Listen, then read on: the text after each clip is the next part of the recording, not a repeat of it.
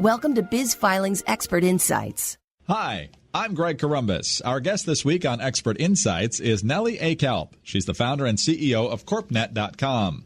Today we're going to be talking about some of the most important things new and aspiring business owners need to focus on as you pursue those entrepreneurial dreams. And Nellie, thanks so much for being with us today. Thank you for having me. Good morning. Hello. We've talked a lot about this on Expert Insights, the need to establish a formal business entity. Briefly explain why that's so critical and how it can really benefit a business. Simply stated, it all has to do with liability protection and asset protection. And in light of how easy it is online these days to set up a business, we recommend it sooner than later for any business starting out. So what happens potentially if you don't do that and don't do it before you even open your door? Generally speaking, incorporation and the benefits of setting up your business as a corporation or an LLC protects the small business owner from any type of liability and protects their assets. So God forbid if the business wrongs another person and ends up on the wrong side of a lawsuit, a potential judgment can be entered against that business. And if the small business owner does not have proper protection for their small business, then they can personally be liable, which means a judgment can be entered against them personally, and someone can potentially come after their house, their car, their savings account, anything that they own personally. So if someone slips and falls and breaks a bone in your store and you're not under this sort of legal protection, it's not just going to potentially clean out the business, it could clean out you.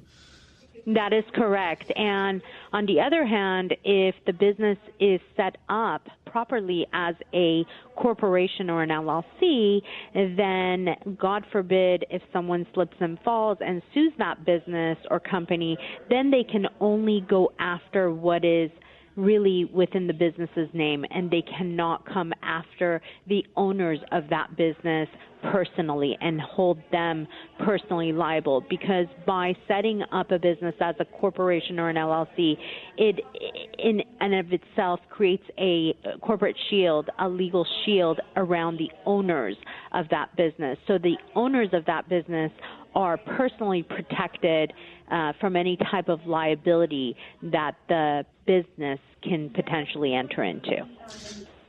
You're getting a little bit of background noise there. I don't know if that's folks talking or something. But anyway, we'll go back again in 3, 2, 1.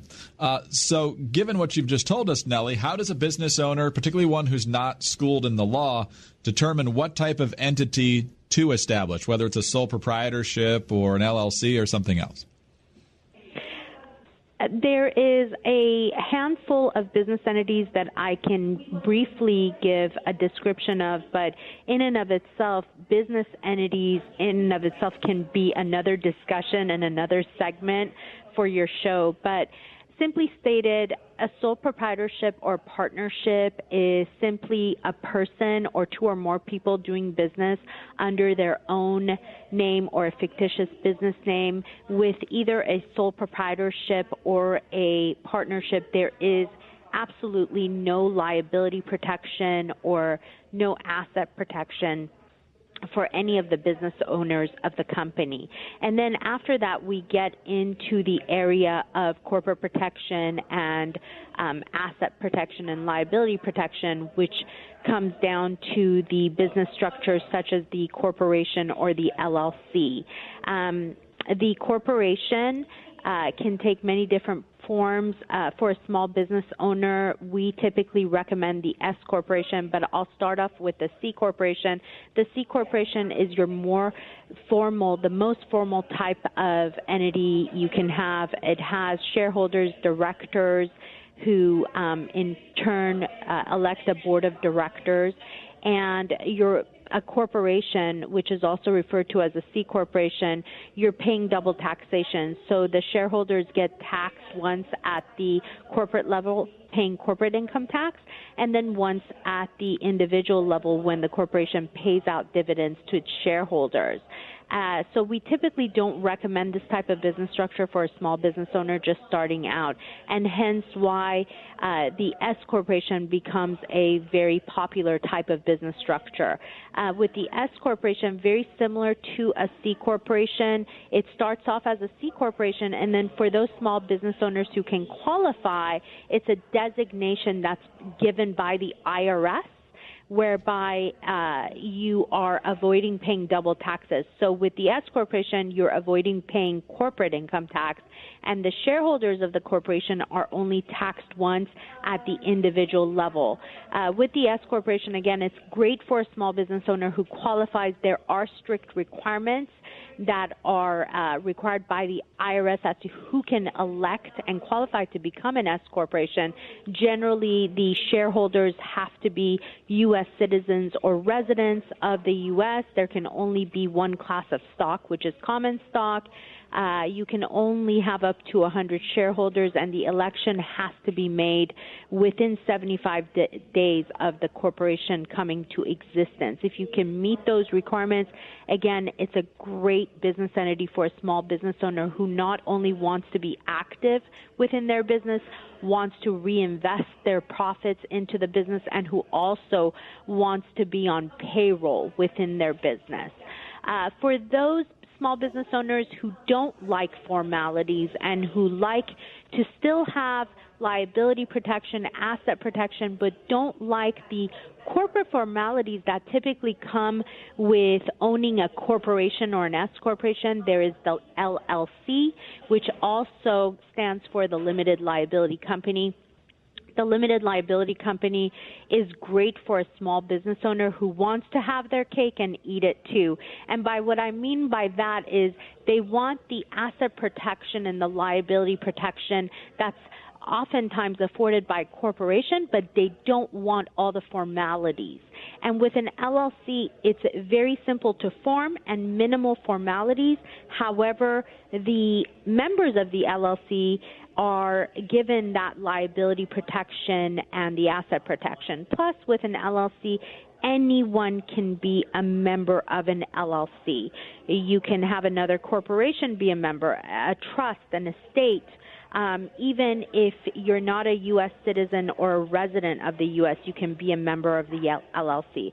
So with the LLC, very flexible and very easy to form and very minimal formalities, and great for a small business owner who wants that protection, doesn't want the formalities, and really, really wants to have a formal type of business entity, but doesn't want to deal with all the paperwork and headache. We're talking with Nellie Akalp, founder and CEO of CorpNet.com. And Nellie, in our last couple of minutes here, let's zero in on the name of a business and why it's so important. Why does the name of the business matter so much?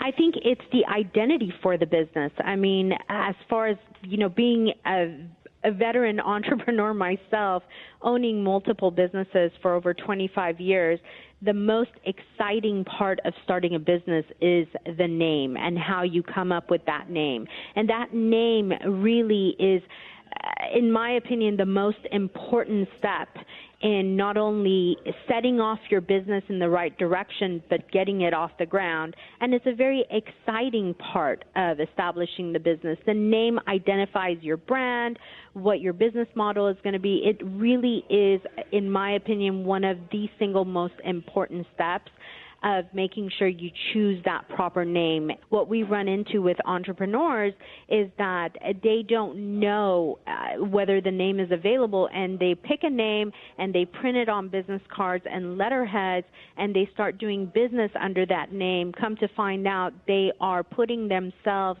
on the wrong side of a trademark infringement suit that will potentially cost them a lot of money because they have to fight it. So at the end of the day, my expert tip advice here is to make sure you check that name before you start using it as the business name of your company. Lastly, how do you sift through possible names to find the good ones and ditch the bad ones? Because as you said, you're establishing your brand. It's how everyone's going to know who you are. There's also other external factors like search engine optimization and everything like that. So what are a couple of pointers to figure out whether you're on the right path or the wrong path in picking that name? Make sure the name is simple to identify with whatever product or service that you're selling out there on the internet or in the marketplace. Make sure it's easy to type as a domain name. I think really at the end of the day, simplicity is the best tip I can give out there to any entrepreneur. The more simple the name, the easier it can identify with the product or service that you're trying to market out there. As an entrepreneur, you're going to be a winner for whatever it is you're trying to market out there as the name for your business. Nellie, great advice all around. Thanks so much for your time today. We appreciate it. Thank you so much. Have a wonderful day. You too. Nellie Akalp is the founder and CEO at CorpNet.com. I'm Greg Corombos, and for more information on this topic, please call Biz Filings at 844-202-0707.